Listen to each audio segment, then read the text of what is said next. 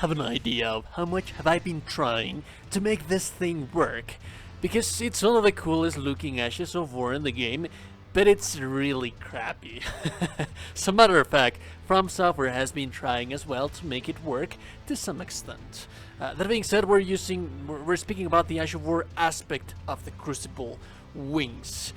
What's the issue with this thing? It has been recently buffed. They increase the base damage of the Ash of War, and they also increase the tracking of the Ash of War, which is one of the issues that it has, and it still remains to be one of the main issues. We'll talk about that in a little while, but the overall idea of this is that we can create a Crucible Knight, which is one of the coolest concepts in the entirety of the game. It's just that Crucible Knights have always and remain to be crappy. All of the Crucible incantations that we have on the DLC, they are crappy as well. Now, the Ash of War is going to be the main cool thing. We're using the armor of the Crucible, which increases the potency, the damage of all of those incantations, as well as on the Ash of War. So let's talk about the Ash of War in itself. It deals usually the base animation. It's going to range in between 5 to 6k damage, depending on resistances and not resistances, and it's also holy damage, which is not that good because most of the bosses that actually do matter in this game are resistance to holy damage, like the end game bosses or the end bosses, like for example Consort Redan or the Elden Beast, Radagon, what have you. There's many holy resistant bosses in the game, so yeah, that's actually a little bit of a bummer. When it comes to stance damage, it barely has any stance damage. Even if you're using it on a colossal weapon, I think that the maximum stance damage that it's going to have, it's going to be 22. So yeah, this thing is never going to be staggering bosses, like never. The animation takes like 8,000 years for you to complete the animation, and meaning that it's not an Ash of War that you can be spamming, and more often than not, by the time that you actually do reach that stance threshold, the enemy is most likely already dead. So there's an interesting little something in between. If you're using this with some kind of a twin blade, the Ash of War is going to change the animation. Now when you change the animation, it's pretty nice, because when you're using it on a twin blade, it can deal up to 8 to 10k damage, provided that you have a properly buffed character, like the one that we're going to have right here, or that you're connecting the hits on the enemies.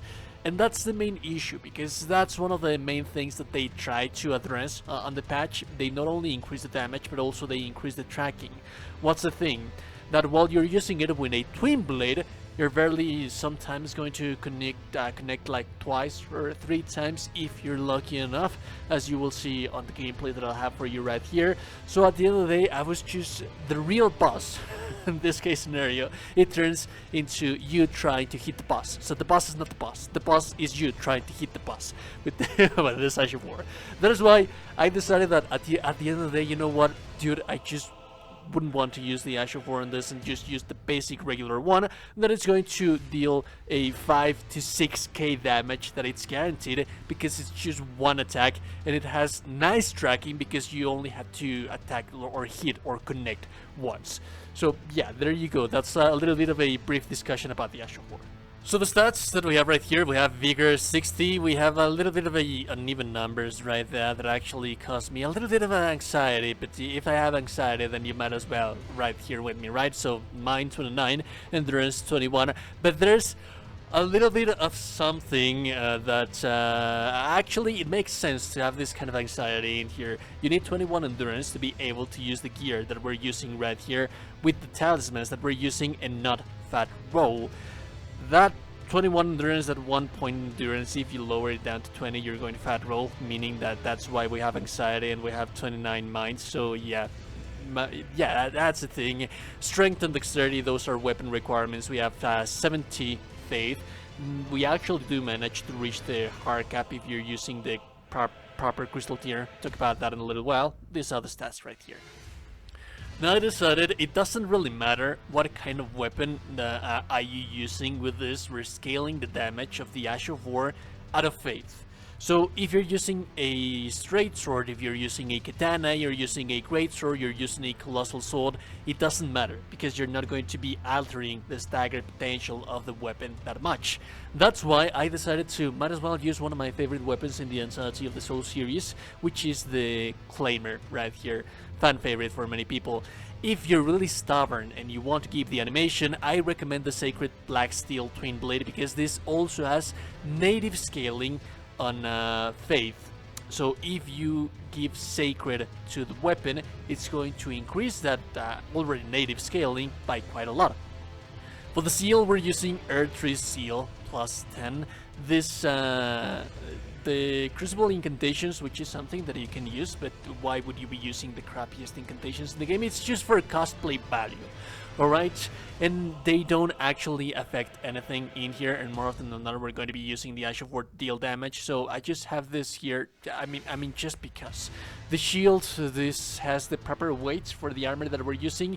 The Crucible armor set, each piece of this bad boy gives you plus 4% damage to your Ash of War, meaning that if you sum the 4 pieces right here, it's plus 12% more damage on the Ash of War.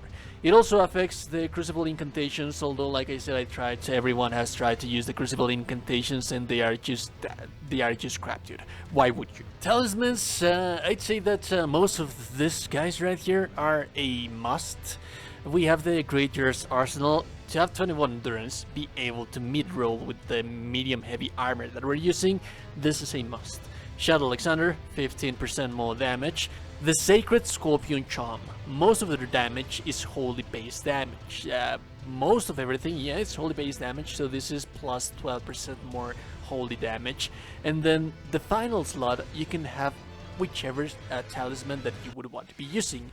If you're stubborn, like I said, and you want to be using the Crucible incantations, the Godfrey icon, it's actually kind of nice because most of them can be charged. Or if you're using, like, you do have 80 faith, you don't have to commit to the cosplay in here. You can be using like something that actually makes sense and that it actually deals damage.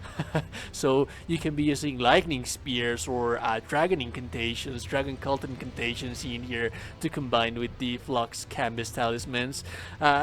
It's just for cosplay value in here. I'm as a matter of fact, I'm not using incantations that much in the gameplay that you'll see in the background. It's just the Ash of War and that's it.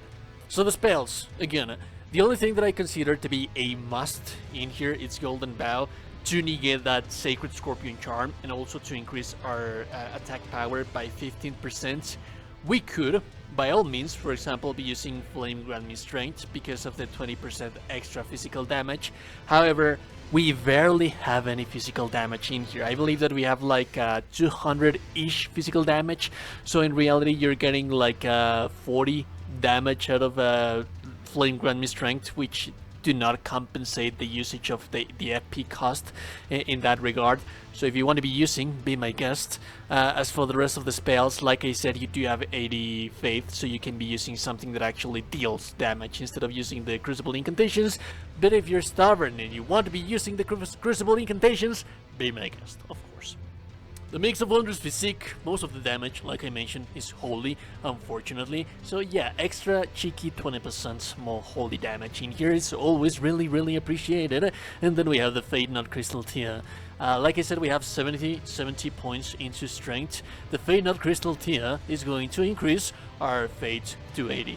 That's why we actually do have the hard cap for Faith. Although the scaling of the weapon, it's just C, so it doesn't really matter. We're not going to get that much in return in here, so be my guest, and you can use something. If you fancy to use something different in here, you can by all means. For example, be using the Green Burst Crystal Tear, Crimson Crystal Tear, Upline Bubble Tear, things like that.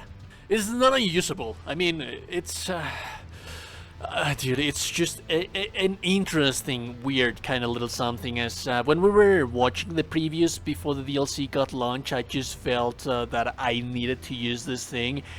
That's why I've been pushing too long to make this build, because it just, for the love of the sake of everything, I can't seem to manage to fathom this as something that you want to be using opposite to different things. Like, for example, if you want to be using a holy based twin blade, you already have the newly buffed Euphoria out that is going to outclass this one in every single regard.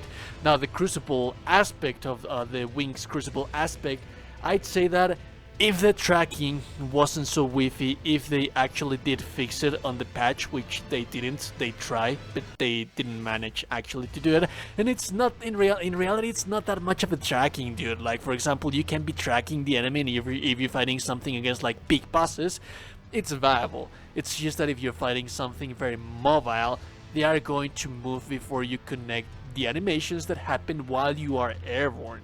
So it's by all means just better to use the single regular animation that is not as cool, as flashy as the Twin Blade one, because you're going to connect because of the improved tracking, and it's just one hit, and it's more often than not guaranteed because of that matter.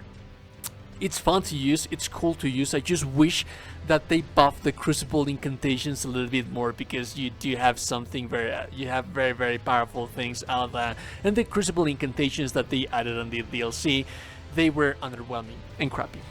Anyways, if you like the build, you like the video, super appreciate it. And also, you that you're a gorgeous and beautiful person, you're into the gorgeous and beautiful person, subscribe to the channel, join the Discord, have a beautiful day, and goodbye.